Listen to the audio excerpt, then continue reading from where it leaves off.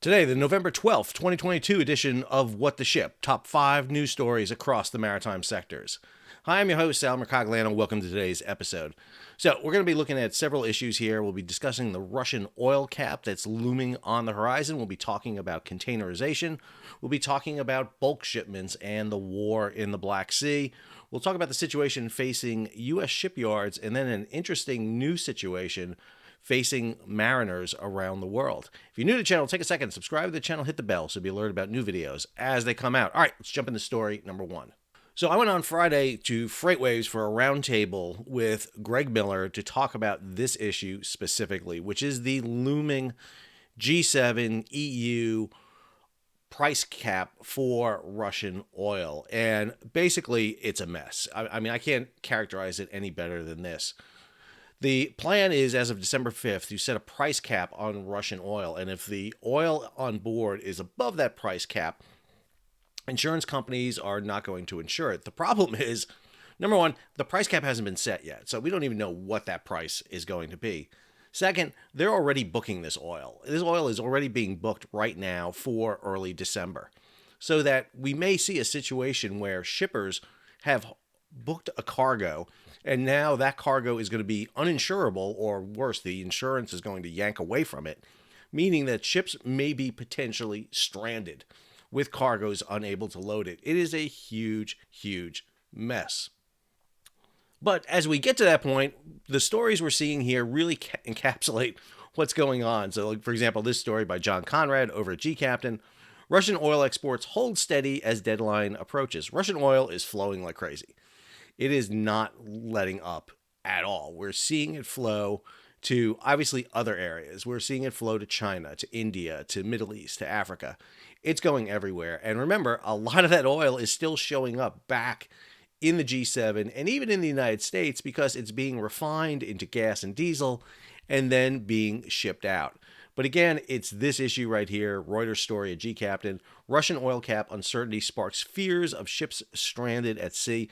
Nobody likes uncertainty in the shipping market. And when you create uncertainty in the shipping market, you create doubt, and doubt means higher prices. And the potential here for ships to get stranded with oil on board is a major factor. G7 nations, the EU, and everybody involved in this price cap have got to come up with a plan if they're planning to implement this. Understand, they want the best of both worlds. They want Russian oil still flowing, but at the same time, they want to hurt Russia in shipping that oil. And the way they're going to do that is by lowering the price of that Russian oil. Now, understand, Ural oil is about $30 a barrel less than WTI and Brent anyway right now. Russia has already slashed the prices to get this out in the marketplace to sustain themselves during the war against Ukraine. Now you're trying to see the G7, the EU nations, hurt Russia even more. The problem is, what does this do to the world energy sector, which is a massive problem? Now, Russia is doing a lot of things to get around it. This story, which was a really interesting one from Bloomberg, Russian opens Arctic oil tanker route to China.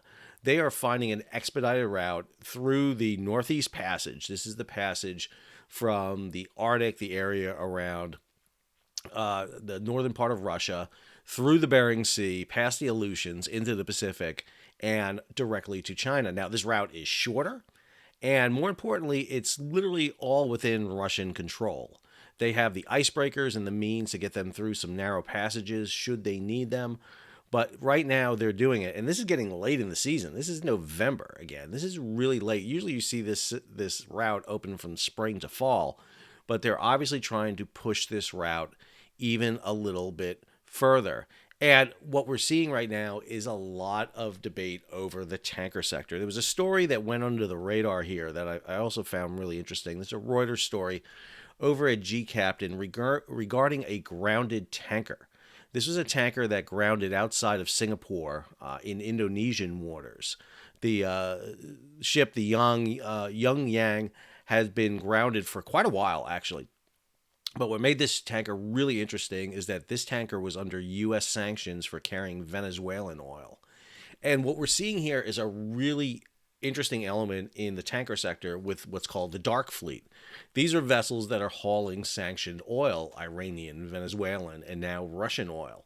And we're seeing ship-to-ship transfers out in the middle of the ocean. kind of trying to launder the cargo, try to get the cargo off some vessels onto other vessels, it is creating a myriad of problems here in the ability to track this oil. You can't just use AIS tracking to do this.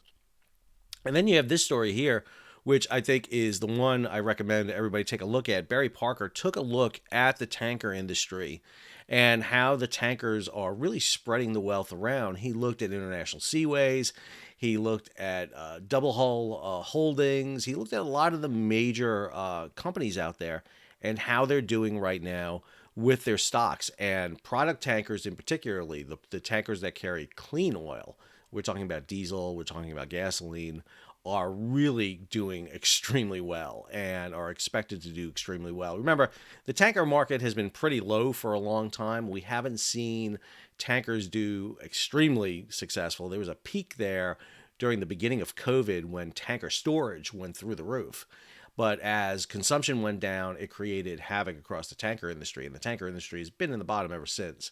But there's a saying right now that can only go up, and that's what a lot of belief is in the tanker industry. And this uncertainty in the market is going to force oil and clean product to be shipped longer distances, ton miles, which means that for tanker companies and investors in tankers, it's probably going to be a pretty good time looking forward on the horizon. All right, let's go ahead and jump over to story number 2. Story number 2 takes us to the container sector. And we're seeing a lot going on in the container sector right now. So if you've been following the container sector and you've followed a batch of videos I've been doing on What the Ship and some feature stories I've done, we've talked about how container volume has dropped. In fact, I just did a video on the precipitous drop of container volume coming into the United States. However, that's on the back of the biggest year yet in terms of container imports. And as a matter of fact, I had a chart in there that I'm going to show you the latest edition of that chart and how things have changed.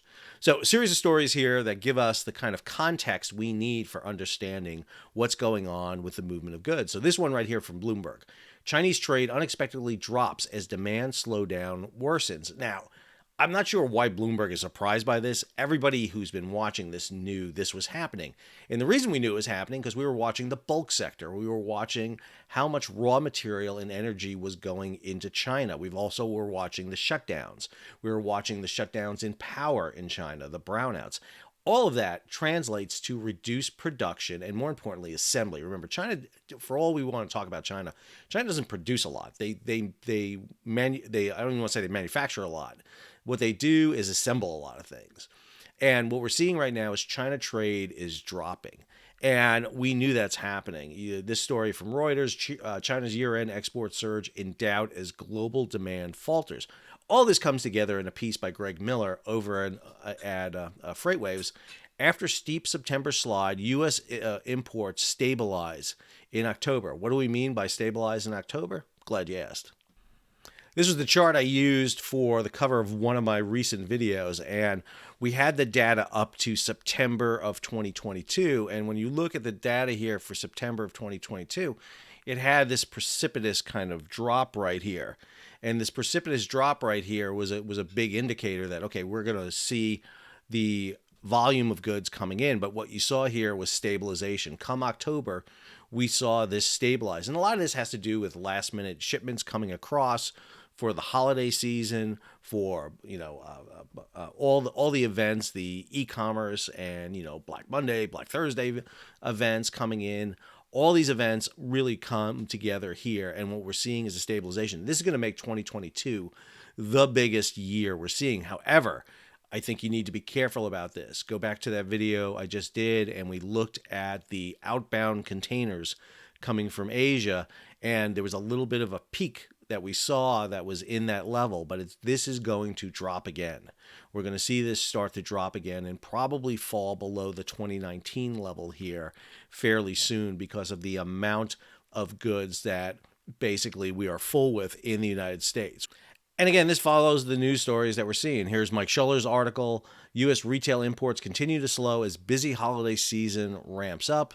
We're seeing the container spot rate tick up as capacity is removed from market. We saw that before. There was a listing of the spot rates, and we saw the spot rates, which had been in pretty much a free fall and decline, all of a sudden tick back up. What does this mean for the ocean carriers and investors in there? Well, you get comments like this from HMM and Yang Min: considerable uncertainties cloud forecast. So, yeah, obviously, and let's be clear now, the container companies are coming off the windfall profits of all time. They've made fortunes. Again, what container companies have made in the past year is more than they made in the entire decade of the 2010s. So they've made a wealth of profit. But when you look at this comment here from the CEO over at Hapag-Lloyd, container market volatile, but it's not collapsing. And I think that's a key thing. We keep looking at rates compared to 2021 and 2022. And again, that's the Mount Everest of freight rates. I mean, or freight volume and freight rates. It's tremendous. It is ridiculous when you compare it against those. When you look at 2018, 2019, pre-COVID years, we're still moving a buttload of cargo. We're moving a lot. There's a lot of cargo moving across. Yeah, the port of LA and Long Beach is down, but the port of Savannah, New York, New Jersey, and Houston is banging along. And again, people are going to go into those ports because, number one, you can get your containers out of the port. Now, there's a big line off Savannah, but you talk to people who are shipping in the Savannah, they'll say the same exact thing to you, to me, that they will say to you is this: hey, I will wait a few days to get my cargo into Savannah, because once it lands in Savannah, I can get it out of the terminal. I can get it out.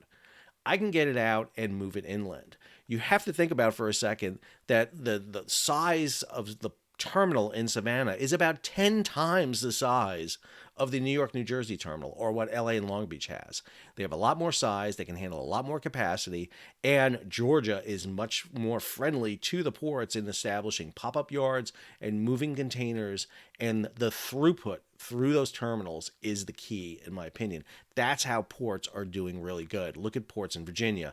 Look at what Savannah has been doing. Look at New York, New Jersey. New York, New Jersey is a finite amount of space, yet they are very efficient in ensuring that there's no containers piling up in their terminals and moving them out. They've implemented what I would say is rational demurrage charges, unlike what LA and Long Beach was talking about doing. Where you have constraints is like ports like Charleston. It's just physically constraining to get containers out of that port, and that kind of hurts them.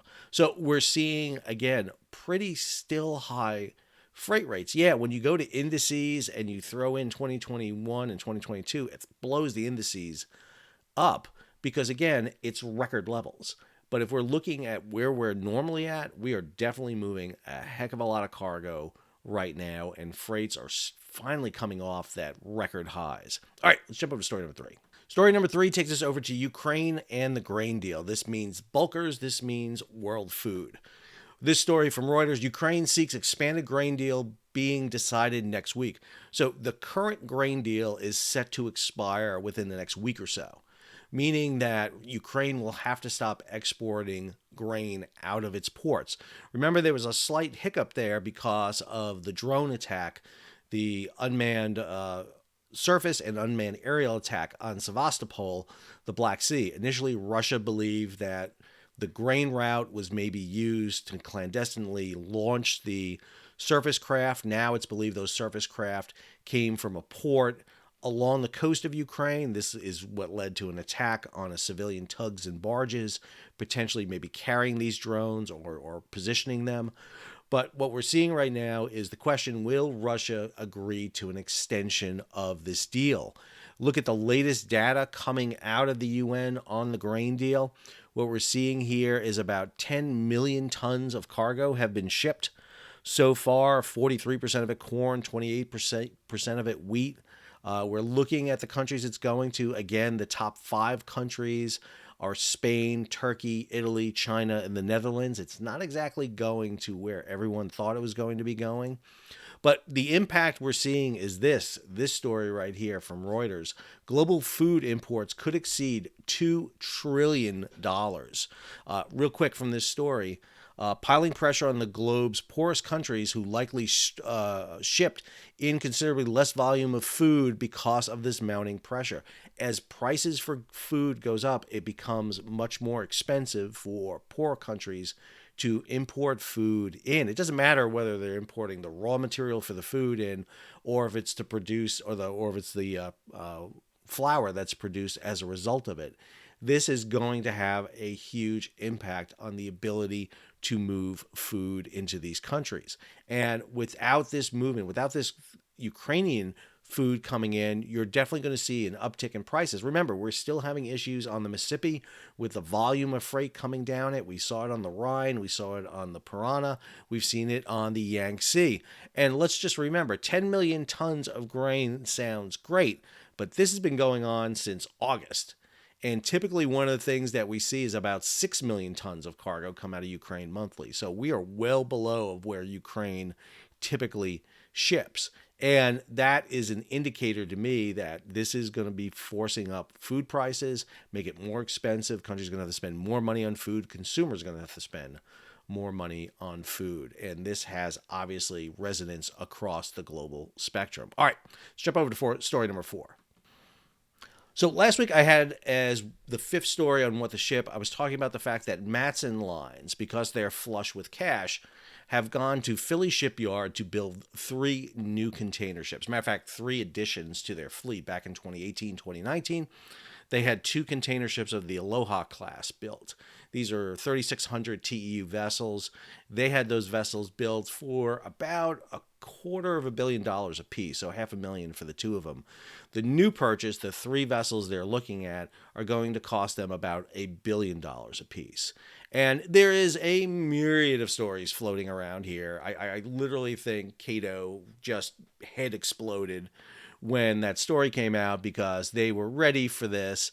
And all they have been doing is talking about the price differential between a U.S.-built container ship versus a Chinese, Korean, Japanese-built container ship, and how you can get a bigger ship for less money. Absolutely true. No debate about that. No debate about it.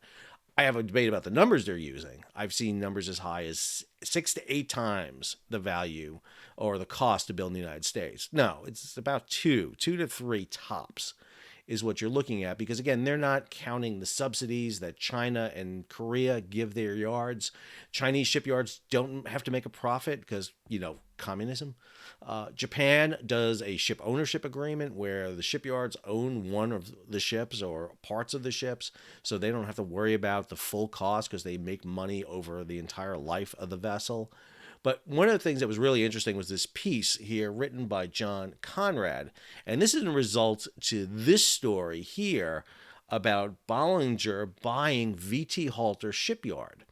Mike Schuller's with the story. Bollinger Shipyard to take on U.S. Coast Guard's new polar icebreaking program with acquisition of VT Halter Marine. Bollinger bought VT Halter for a ridiculous price. Let me be clear about this. The amount they paid to buy VT Halter, I think it's in this story here, they have it, is crazy. Here it is. $15 million. $15 million. Let me be clear. You're talking about several hundred acres of land. Just the cost of the land is more than the cost of this. And this story is really interesting because it deals with shipbuilding in the United States. VT Halter has had problems building ships for a long time now. They built a survey ship recently for the U.S. Navy, the Military Sealift Command, USNS Maury, the 7th ship in the Pathfinder class. It took them 5 years to build that ship. 5 years. This is a ship that was taking 2 years to build, the earlier versions. The newest version took 5 years to build. That is a fundamental flaw in the shipbuilder right there. The other problem is the Coast Guard awarded this polar icebreaker to VT Halter. Then they ordered the second one before the first one had even had steel cut. Let me be clear. This is well over the capacity of VT Halter. It was clear that VT Halter was not going to be able to handle this very well. And I believe that Naval Sea Systems Command, NAVSEA, who awarded this contract on behalf of the Coast Guard, did this on purpose. They did not want to order it. They did not want to issue this contract to a yard like Pascagoula, which is building amphibious vessels, LPDs. They didn't issue it to them because, this Pascagoula was building the National Security Cutter, the last of the Coast Guard big security cutters. They're building Burke-class destroyers. But if they gave Pascagoula this icebreaker, then when the LPD line, which is threatening to be shut down, when the National Security Cutter line shuts down, they have this as a backup. And you'd say, well, why wouldn't you want to give them that? They don't want to do that because they want to keep the LPDs, the amphibious vessels, building. And so if you give them the polar icebreaker, then there's no reason not to cancel the LPDs. And I think this is part of NAVSEA's plan to keep infrastructure going. However, let me be clear about this. I think the purchase by Bollinger is a smart move. Bollinger is an accomplished shipbuilder. They are finishing up building the fast response cutters for the Coast Guard. They have a long track record of building for the U.S. Coast Guard. They are a good, small, medium-sized shipbuilder. And I think they've got the track record to handle taking on this icebreaking project. I think this is a great thing. You've heard recently that the Chief of Naval Operations gave a talk where he said that we can't really increase ship production in the United States. Specifically, he's talking about naval ship production in the United States because the shipyards don't have the capacity. Yet, Chris Cavus did a extensive piece and interview, actually went down to shipyards, interviewed the shipyard owners, went down and saw the shipyards, and realized there's a lot of capacity in the shipyards. They just need the contracts to build. Austal has expanded. Pascagoula has expanded. A lot of these yards have expanded. But the problem right now is ships. We need to put ships into the yard. That's why I think the order by Matson in Philly is great. Look at what's happening right now with the building of the 5 national security multi-mission vessels for the state maritime academies. They're building 5 of them. That's great. Exactly what you want. But we still need to fix the Jones Act. Let me be clear. I get a lot of flack about this. We need to fix this because there are certain elements of the Jones Act that needs to be reformed. Percentage of steel in a hull, the manufactured of finished goods, propellers, engines, ancillary material. If you look at a lot of these ships being built, look at the National Maritime Security vessel, look at the recent vessels, the George III coming out of Amfeld down in Brownsville for Pasha. A lot of the components for that are coming from overseas. I have a problem with what Pasha is doing because most of those components are coming from China. And I think that's a bad precedent. We should be working with entities and shipbuilders around the world and have, because what shipyards today understand are assembly yards. They take all the pieces and they put them together. You don't very often fabricate and build entire parts and components in shipyards. We do in some areas. But we need to radically rethink the way we build ships because we've got to look at how shipbuilding is being done in the big 3, in Japan, China, and Korea. They build 93%. Now, a lot of people will just say, well, let them build it. Let them handle that construction. Do you really want to center all shipbuilding within several hundred miles of each other? Because guess what? If there is a conflict in East Asia, if there is a competition between them, because there is, they're trying to run each other out of business, then you go from 3 countries building ships down to 2. And one of them is probably not going to be that friendly with us, China. You know, what you're seeing right now is really China focusing on either running Korea or Japan out of the shipbuilding industry, and China and Korea are trying to do the same exact thing to each other because they know they can't go against China. And you really don't want to put all of that into several countries that all 3 of them don't like each other, and has the potential to blow up in our face should a conflict happen. All right, let's go to our last story. Number 5, our last story comes from Sam Chambers over at Splash 24/7. Up to 800,000 seafarers will require additional training to meet decarbonization goals. Understand, handling the world's maritime fleet is about 1.5 million seafarers. So you're talking about half of the world's seafarers are going to need additional training to meet decarbonization goals. If you look at this comes out of the most recent climate conference, COP27, which was held in Egypt by the United Nations.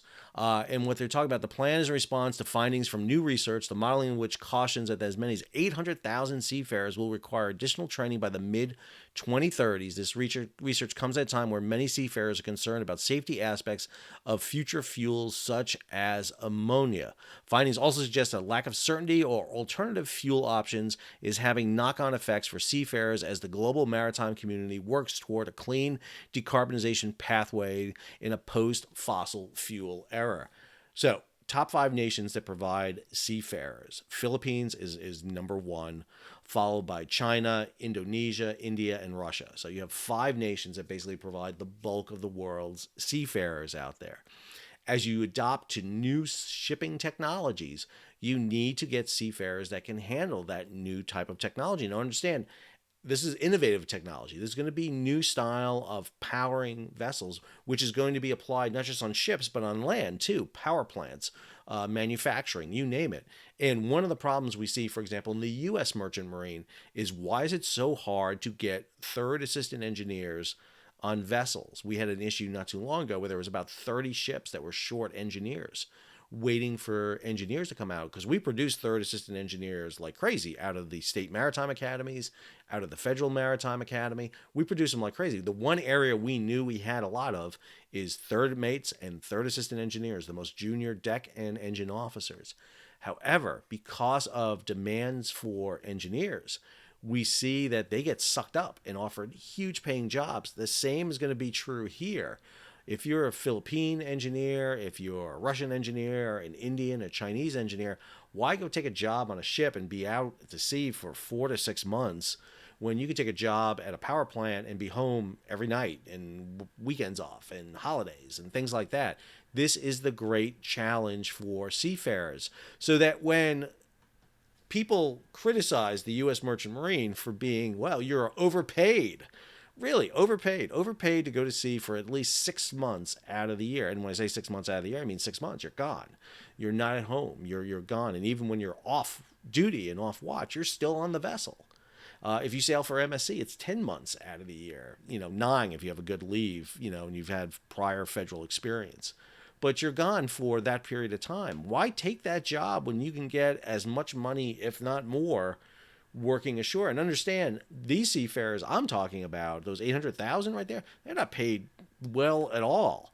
International Maritime Labor Organization has just brokered a new deal to start paying mariners more. Okay, great. Now we're going to go from $260 something a month up to $280 a month. Ooh, I don't know where I'm going to spend my $20 extra a month as a seafarer. Now, that's minimum wage. Those are unlicensed personnel. Engineers and officers make more. But if you look at licensed officers in, India, in Ukraine, and Russia, and even China and the Philippines, it's not great money compared to what you see around the world. Yeah, it's great for if you live in a country where it's not that expensive to live. But again, if you want a national merchant marine, and we're seeing this more, we're seeing South Africa, we're seeing Australia, and a few other nations sit there say, we really need a national fleet to back up our shipping. To get those crews on there, you've got to pay money, and that means a lot of expenses. For U.S. mariners, for example, one of the things that's crazy about our U.S. mariners is they have to pay income tax and state tax, even though they work in the international environment. Most merchant mariners around the world don't do that. When you sail, you don't have to pay those taxes. Now, I don't think that difference there should be, just solely in the coffers of the mariners, but that can reduce the burden on ship companies in having to pay taxes. There are a lot of incentives we should be looking at as we talk about reforming the maritime industry. I think it's really important for us to think about that. All right. 5 stories across the spectrum, dealing with a little bit of everything there. All of it impacts you as the consumer, as the shipper, as the freight forwarder, as the ocean carrier. And one of the things we try to do here is stick them all together and make a little bit of sense about what's going on in the world in November of 2022. Hope you enjoyed today's episode. If you did, hey, take a moment, subscribe to the channel, hit the bell so you'll be alerted about new videos as they come out. We do What the Ship every week, and then we do about 2 or 3 videos during the week that focus on specific topics dealing with shipping. Every now and then I throw a history one in there. Just did one the other day on sea lift in the Spanish-American War. Go back and check them out. I'll have them in the links here for you to go back and look at. Hey, and also leave a comment. Let me know what you liked about today's show. Give it a thumbs up. Share it across social media so other people can find what's going on with shipping and our weekly What the Ship edition. And if you can, support the page. How do you do that? Hit the Super Thanks button below. You can contribute directly to the page, or hit the Patreon link that comes up at the end of the video or down in the show notes. Become a patron of the page. Then you can support the page weekly, monthly, yearly, however you can do it. I appreciate it. I'm gathering questions right now from my patrons, so that I can do an episode answering their questions specifically. Put it out for everybody, but the patrons will be the ones who get to ask the questions. All right, that's all I have for you this week. Stay tuned. A lot going on. Heading off to Canada next week for the Maritime Security Challenges Conference. I'm going to try to record an episode on location up in beautiful Victoria, Canada. Until then, this is Sal, signing off.